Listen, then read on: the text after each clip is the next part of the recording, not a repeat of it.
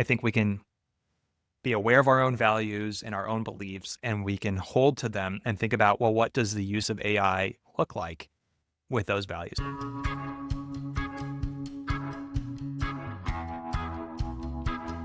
really happy today to be joined by Alex McMillan, who is a Instructional Technology Coach at Shanghai American School. He also happens to be the chair of the AIFE Conference in November, so he's leading the charge in terms of what the content will be at that conference, and it's already a really exciting lineup. So we'll touch a little bit about that today in today's episode, but mostly we'll be talking about the sessions that Alex is running on creativity, as well as a pre-conference on developing policy frameworks for your school, something that he's been leading on with some others. And I think you'll also get some really great insights around AI and the future of education and learning in today's episode with Alex. So without further ado, over to Alex McMillan. I'd like to talk to you first about the session you're running on AI and creativity. What can participants expect from that session? Thanks for having me on the show. I'm really excited to present this AI and creativity session. This is one that I've been kind of honing over the last year, and it first started at 21CL. So I kind of launched it there with my initial version of the presentation. And since then, I've been kind of refining it and trying to make it a little bit tighter. And the work in the AI and creativity session is kind of based on some work that I did even before 21CL, and the idea of how educational processes are so important in the work that we do. So it's an age-old idea. When we have a process, students value the thinking that takes place over the final product. And so that's one of the core takeaways I'd like to share in that session. And the second thing is I use a simple thinking process, which is inspired by Harvard's Project Zero thinking routines. But a thinking process is a term that I've coined to refer to the idea that maybe there's a thinking routine that specifically leverages AI. So how can we use AI to enhance our thinking? And in this case, specifically our creative thinking. In the session, I'll look at research. I'll look at kind of defining what creativity is. I will give that as a handout as well. I have that and several other handouts that I'll prepare for people to take home with them. And then we'll look at the thinking process called Think, Generate, Edit. And I'll break that down with people. And the main takeaway that I'd like people to have is to internalize or memorize that 3-step process: think, generate, edit. We'll look at several examples that I've created and several examples that other students and teachers have created following that process as well. That's great. Do you think there's a bit of a misperception when it comes to creativity and AI? I think sometimes when you hear about creativity and the impact on AI Yeah. on learning and thinking, people tend to think and have the fear that maybe AI will take away, the kids thinking and kids coming up with new ideas and creating new products. How is it that AI can actually unleash creativity or aid with thinking? Yeah. You'll hear a lot of that kind of language around people who are engaged with AI and thinking about it. They'll use words like you just did, like unleash. I've been using the word enhance. And sometimes I like to use the analogy between two films of Iron Man and Wall-E. And when you think about how Iron Man has Jarvis inside of his helmet and he can talk to Jarvis, and Jarvis is his supporter, can launch extra suits to go save the day. And, Tony Stark ultimately has these superpowers and can do new things like fly because of his AI assistant. The flip side is kind of the dystopian future that Wall-E presents, and humans forget how to walk and they're stuck in the spaceship with iPads in front of their faces. So I think what I would say is, how can we think of AI as giving us superpowers? And to kind of answer your question, I would say, as long as there's a process and we know kind of where the human thinking is and where AI can aid, then it's possible for it to enhance our thinking processes or our creativity. And so some of the examples that I'll give in the presentation include a popular one that people respond well to has been music. And so I give this example of a song that I wrote completely on my own. I was living in Vietnam at the time, in my office, playing on my guitar and using my laptop, and I completely recorded me. Then years later, when AI became available, I fed that song to Suno and I used its feature that's called cover. And so it will make different versions and pull in elements of the original song. So I went back and forth for 3 hours talking to AI and saying, like, well, I don't really like this. I want you to add this kind of spin to it or this tone. And I kept generating different versions. So I thought by making the song, I generated by talking to AI for 3 hours. And then finally, I edited the output. I took 5 different versions of the AI song that was really me. And then using my know-how, I combined them together using music software like GarageBand. And I pieced it all together and I blended the different components together to tell the story of the song that I wanted to tell. And so now it's just one song. If you were to just listen to it on Spotify, you would say, hey, that's just one song, that's cool. But when you can hear me in the presentation, kind of breaking it down step by step and kind of how I was achieving that, I think it's pretty interesting. And I would say, adding on to that, it's not just what we teach, it's not just the tools that we have access to, and it's not how we use the tools, it's also our mentality about the tools. People often associate AI with efficiency. How can I speed up my workflow? And there's nothing wrong with that, especially if you're an adult who has had a non-AI childhood. If you've learned already how to write an email, no problem getting AI to help you to write an email faster. No problem at all. But imagine a kid who doesn't know how to write an email, and then we teach them how to write an email with an AI assistant. They might not ever be able to write an email. Take that to creativity. If we were to say that we're trying to be more efficient with songwriting, and we want the kids to creatively express themselves through a song, and then we say, all right, you're going to learn to write a song by having AI generate it for you. I would have issue with that. I would say that kids need to learn, what are chords, how do we write songs? They need to learn those things. And then AI can come in and support and push our thinking further. It shouldn't be about saving time. It should be about pushing our thinking further. So those sorts of things of like mindset, access to tools, how we use the tools, and yeah, our own thinking. Yeah. It's great. So teachers that come to the session will leave with, frameworks and abilities to think through, when can you use AI to enhance your creativity in this as a student, or maybe where it's time for not to use AI and build up some of those base level skills.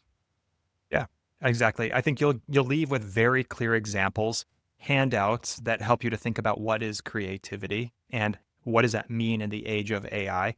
And I'll also bring some other supplementary materials as well to share. What people really like when they gave me feedback about this session was I will model also educational practices. So what I aim every time I present to do is to show levels. So on one level, you could be observing me. You could be seeing how I present and how I organize the information.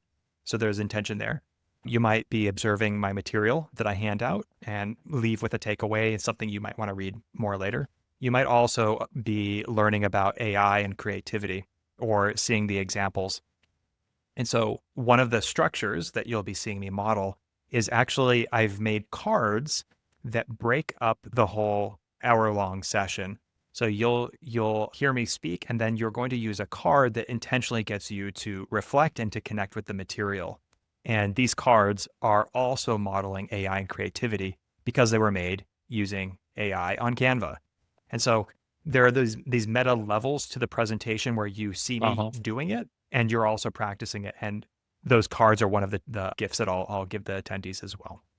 No, it's really powerful.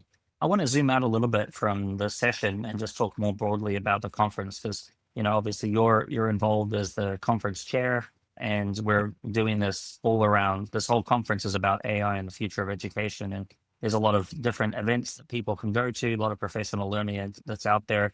The role of teaching and learning is multifaceted. So why is it important, do you think, that, we take some time out of our busy schedules to spend 2 days thinking and learning about AI in education?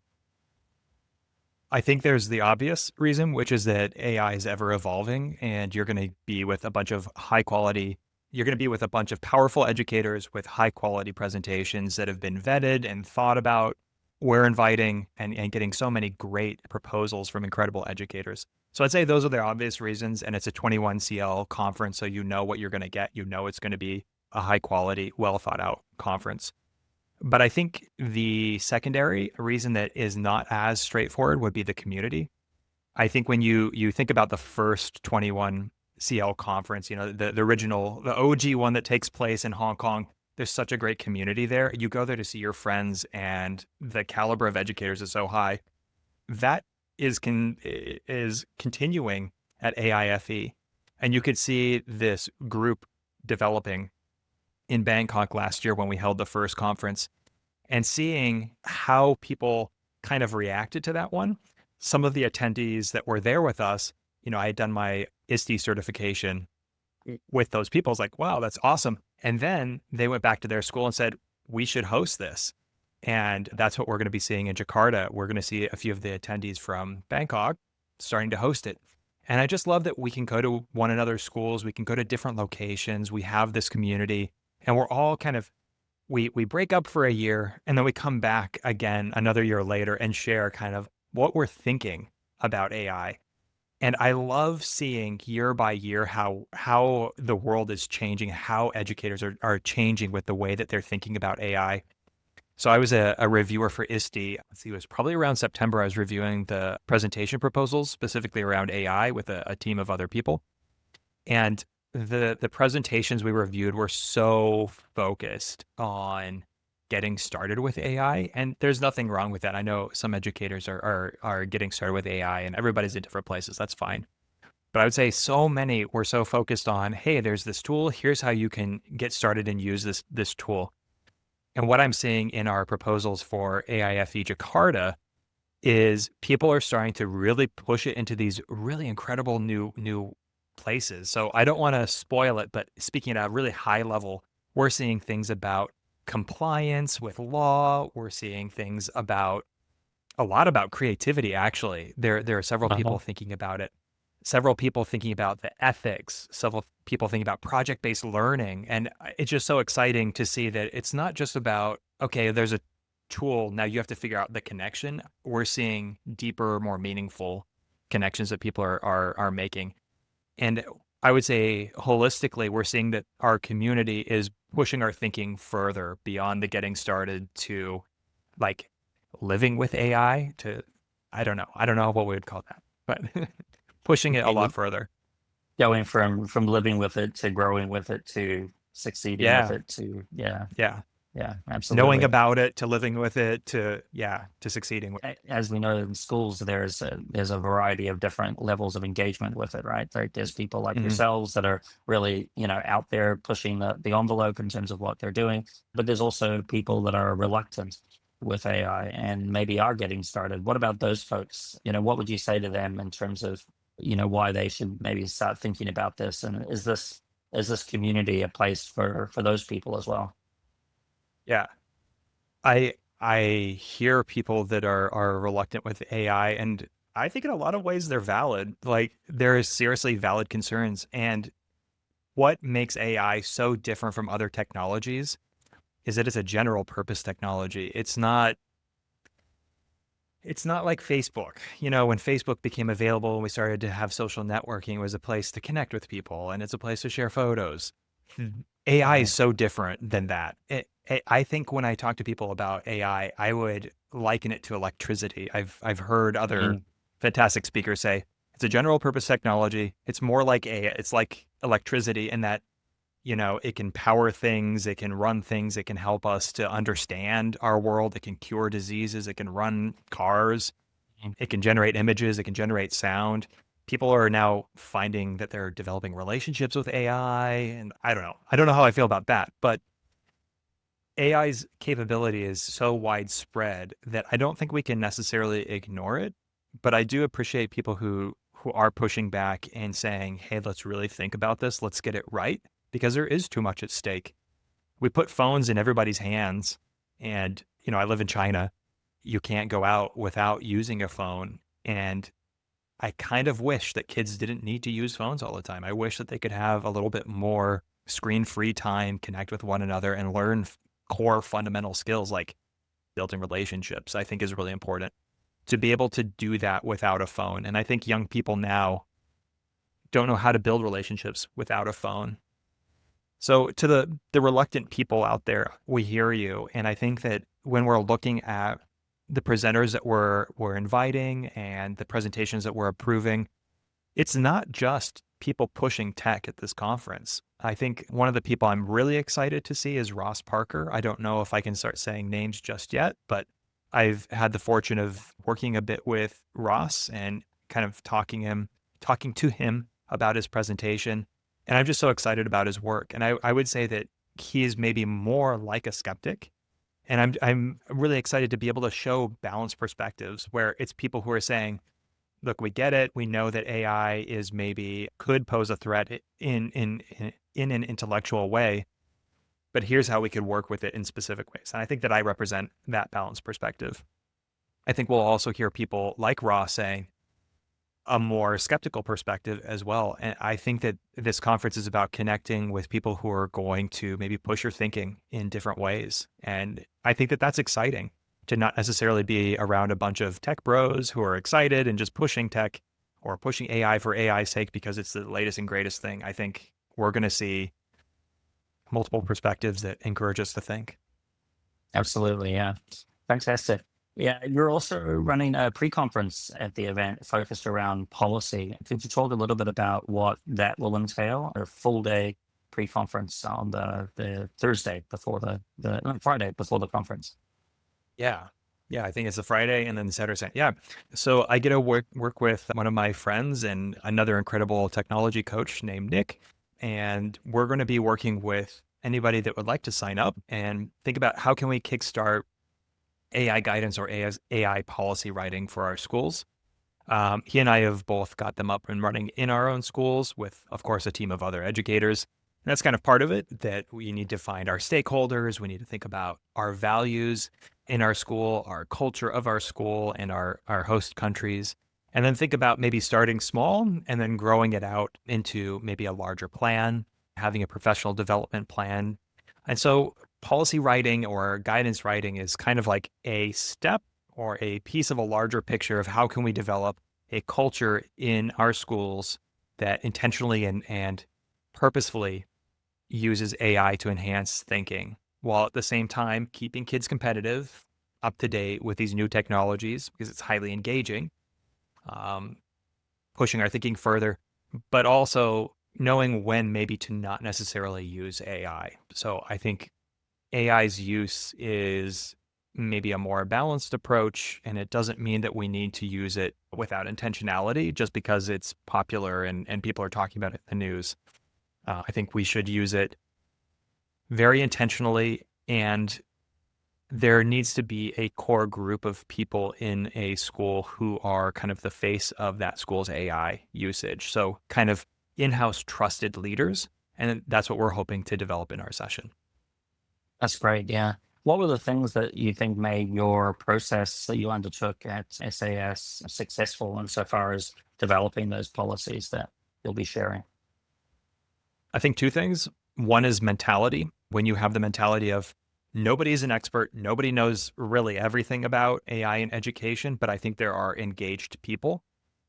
I hope that people want to become that engaged person for their school.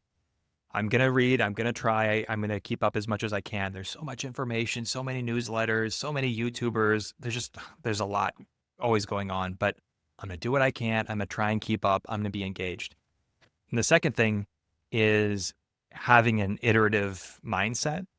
So I kind of alluded to the idea of starting small when you start an AI guidance document. Our first one, I think, was like 5 pages, but that was in reaction and response to ChatGPT 2 years ago.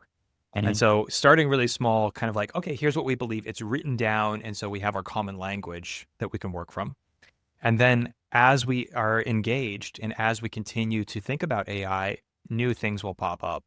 And so we want to see people starting to write maybe an outline or a draft version of their AI guidance together with us in this session. And they leave feeling like I've got something I can bring back to my school.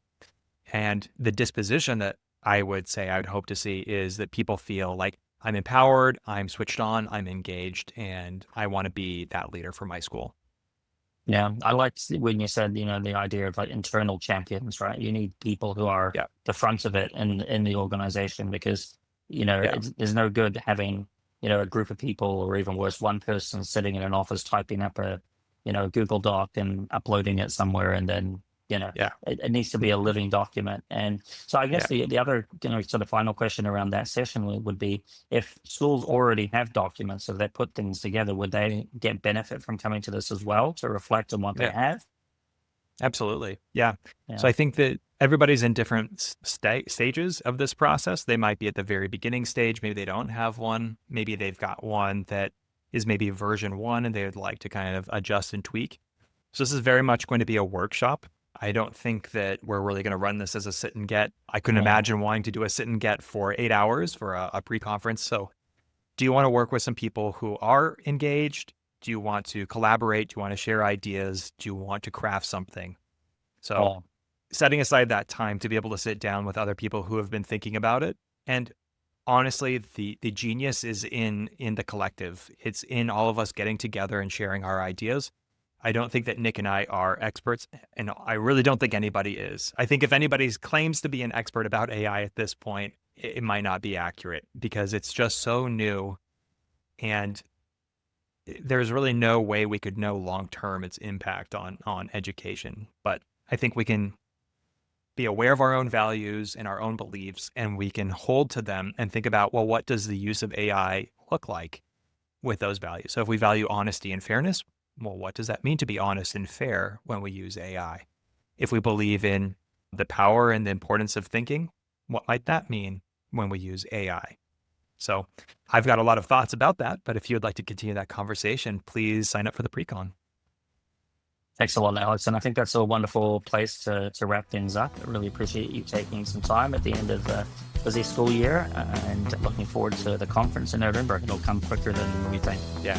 Looking forward to seeing you in November. Thanks, Justin. All right. Cheers. Bye.